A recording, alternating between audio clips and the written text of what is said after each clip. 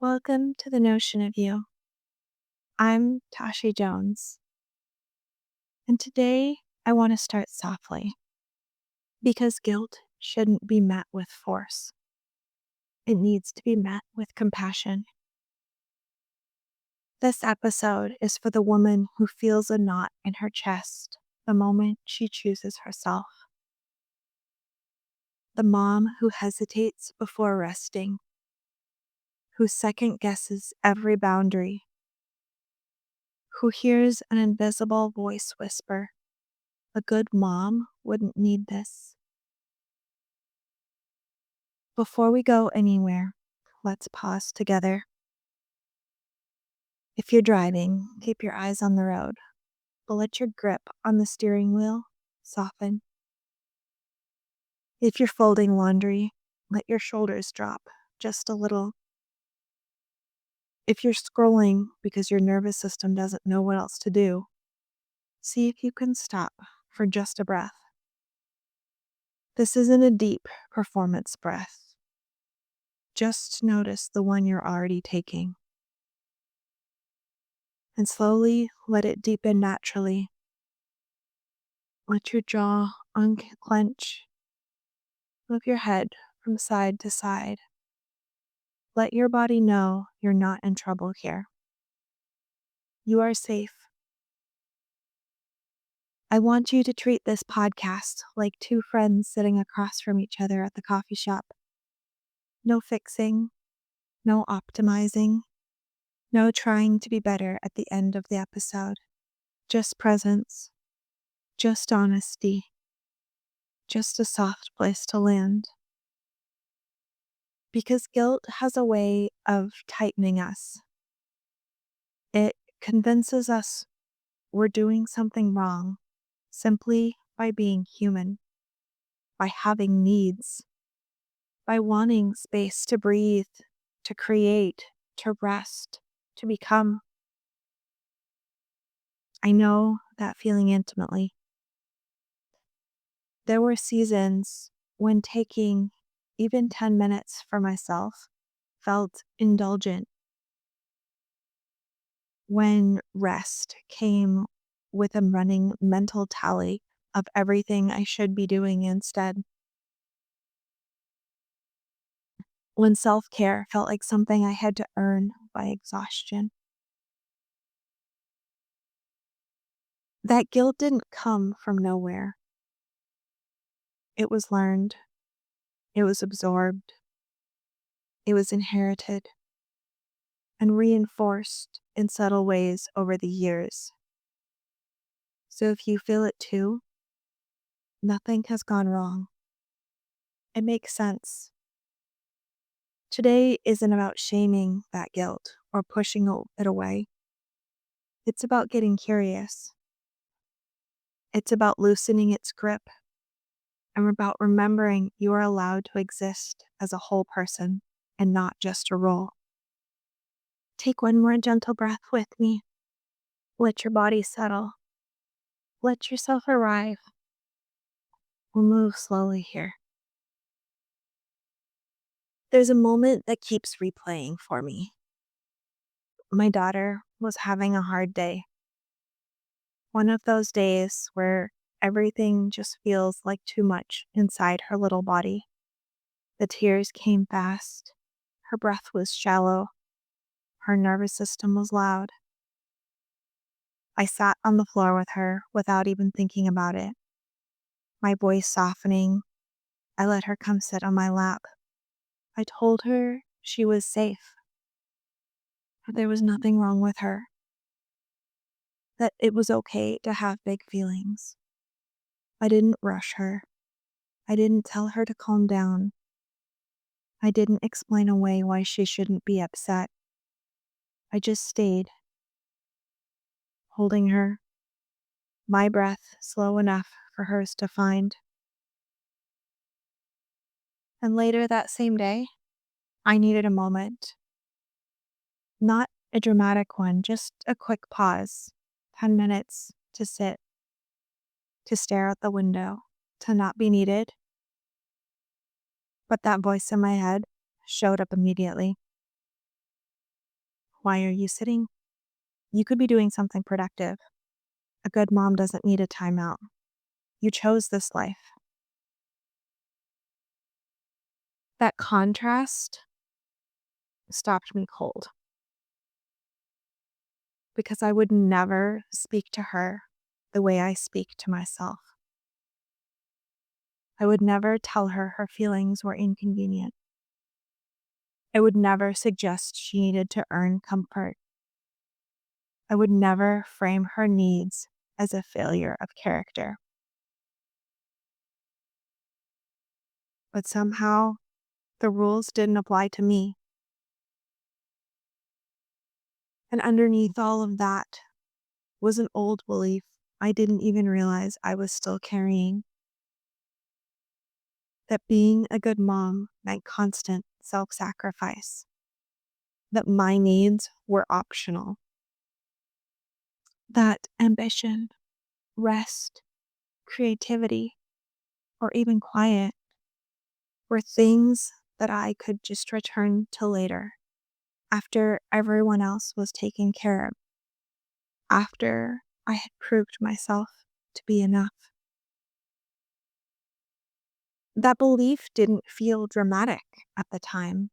It felt responsible, noble, but in my body, it felt like tightness, like a resentment I didn't want to admit to, like exhaustion that no amount of sleep ever seemed to touch.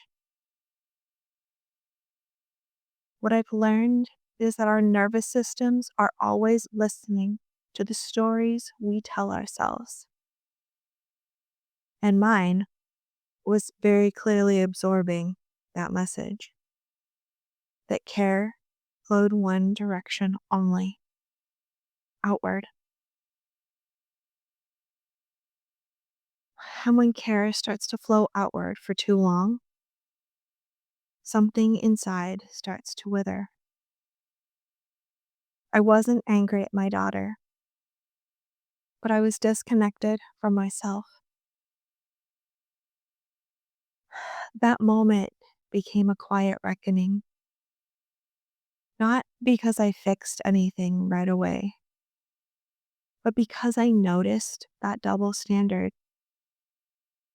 the way compassion stopped at the edge of my own skin. This isn't something you'll ever be able to unsee. And you might start to wonder what else you've been carrying that was never meant to be permanent.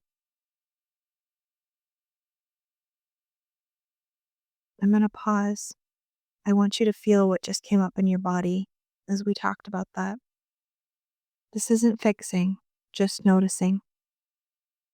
I want to slow this part down because this is where most of us rush to conclusions or try and fix ourselves too quickly. Mom guilt isn't a personal flaw, it's a pattern, it's a learned response. It's a nervous system reflex that's shaped by stories that we absorbed long before we ever held our babies. Most of us didn't wake up one day and decide, I'm going to feel guilty for existing today. Instead, it was conditioned, modeled, praised even. We watched women celebrate for how much they gave and how little they needed, how quietly they endured. We learned that exhaustion meant devotion and that depletion was proof of love. So when the guilt shows up, it's not because you're doing motherhood wrong. It's because your system is still running from an old operating system, the one that says good moms disappear. The belief beneath that guilt is rarely, I'm bad. It's usually, I'm unsafe if I take up space. That unsafeness comes from judgment, from rejection, from the idea that someone might think we're selfish, lazy, or not enough. Your nervous system is trying to keep you connected. Belonging used to depend on self erasure. So your body learned that prioritizing yourself was a threat. It's important to name this because guilt often feels moral, but it's actually biological. It's your system saying, this feels unfamiliar. This feels risky. This feels like it might cost us love. And when you start to see it that way, some of the shame begins to loosen.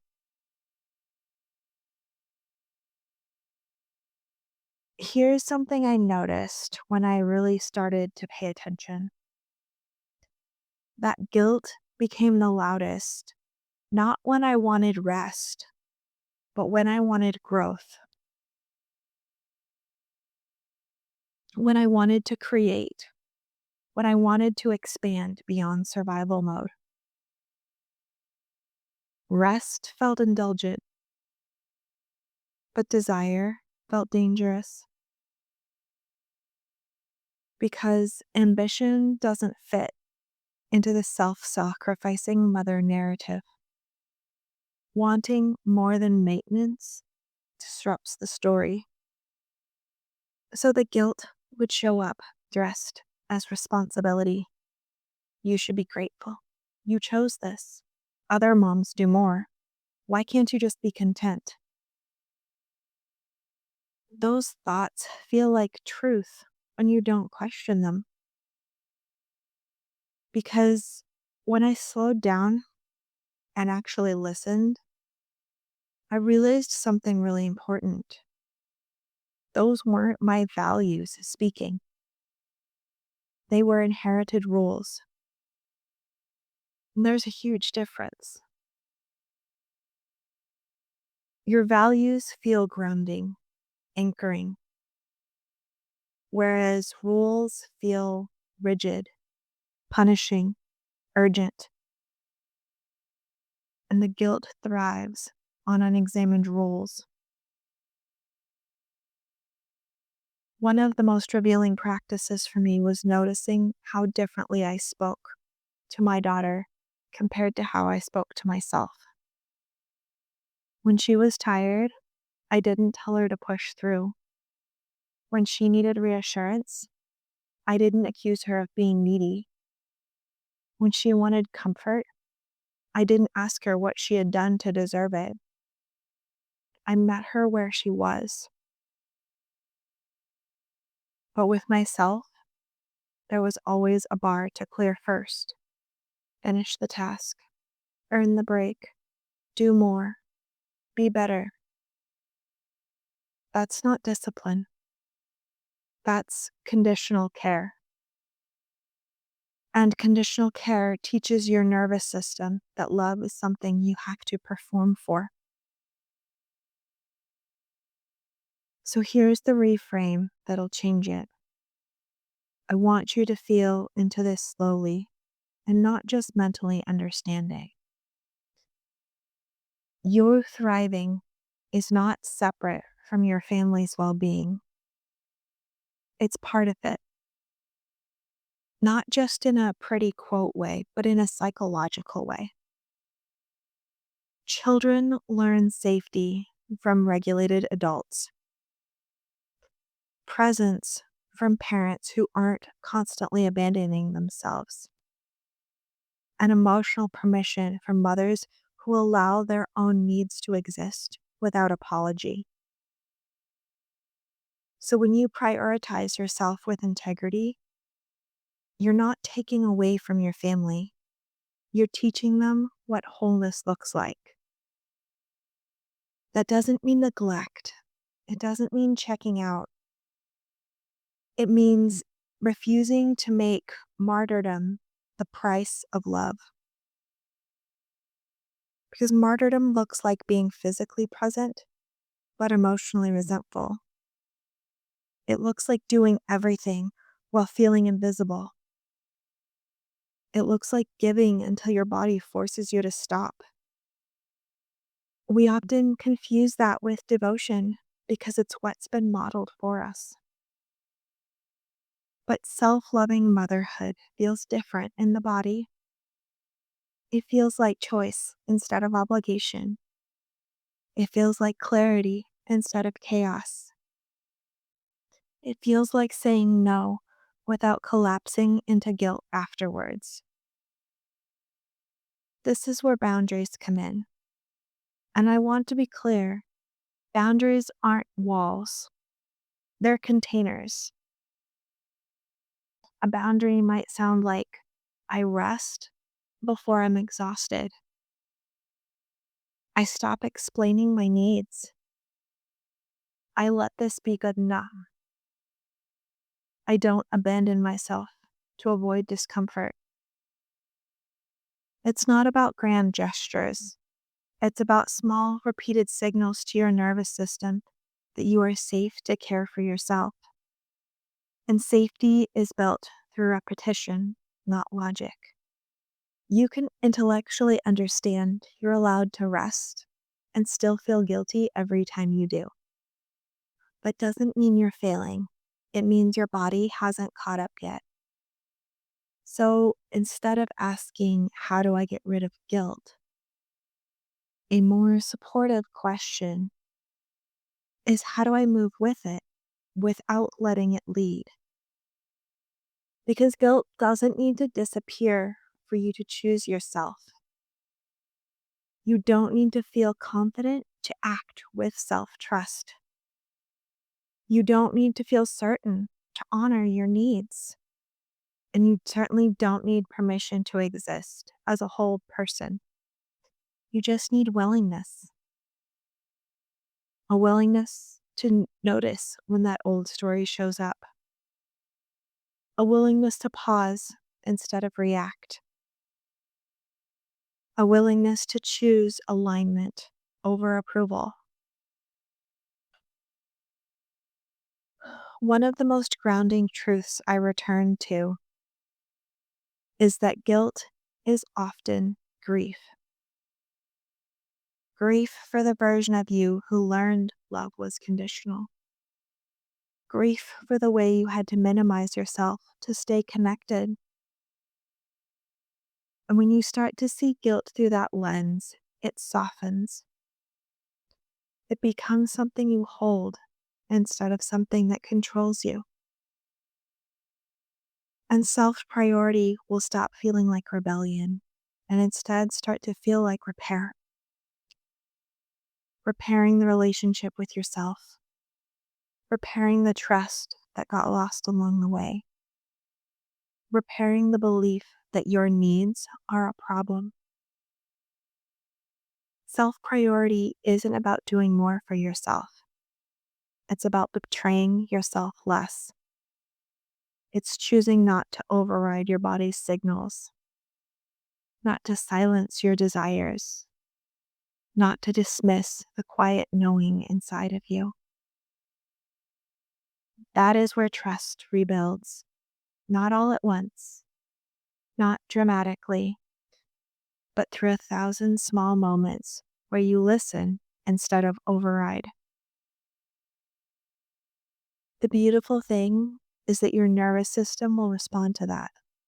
It'll begin to settle, to feel supported, to believe that care is available inwardly and not just externally. You'll probably start to feel less brittle, less reactive, less resentful. Not because life gets easier, but because you're no longer at war with yourself inside it. This is the work beneath the work. The kind that doesn't show up on a to-do list, but it changes everything. And if this stirs something in you, If it feels familiar or tender or reliving, it's not accidental. It's recognition. Your body remembers what it feels like to be met with grace. I want to offer you something simple here. It's not easy, but gentle. Something you can carry into your week without it becoming another right thing to do. If you're somewhere you can pause even for a moment, let yourself settle. Put your hand on your chest, wherever it feels natural. I want you to bring to mind one belief you've been carrying about what a good mom is supposed to look like. Not the polished version, the honest one. The one that shows up when you're tired or craving space or wanting more. Maybe it sounds like a good mom puts herself last, or a good mom doesn't complain, or a good mom should be grateful, not restless. Let yourself write it down if you can, or just name it quietly in your mind. And notice what happens in your body as you hold that belief. Is there a tightness, a pressure, a subtle bracing? And I want you to gently question it, not argue with it, but ask, is this actually true for me? Or is this something I inherited? From there, offer yourself a new sentence, one that feels believable, not aspirational, something your nervous system doesn't immediately reject. It might be, I'm allowed to care for myself and still be a loving mom. Or my needs matter in this family. Or rest makes me more present, not less devoted. Choose one and let that sentence guide a single small act of self priority. This isn't a makeover of your life, it's just a small moment. Maybe you sit down before doing the dishes. Maybe you say no without explaining. Maybe you take a breath instead of pushing through. And when the guilt shows up, because it probably will, see if you can respond with kindness instead of correction. You can even quietly just say, I'm learning a new way. And that counts. As we close, I want to leave you with this thought. I want you to feel it more than understand it. Guilt is often just an old story trying to keep its place. It's a story that once made sense, one that maybe kept you safe before, or connected, or approved. But stories don't automatically update because our lives do.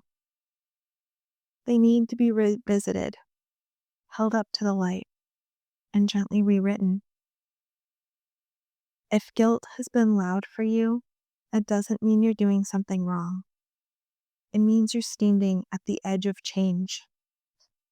It means that a part of you is learning how to live without abandoning yourself.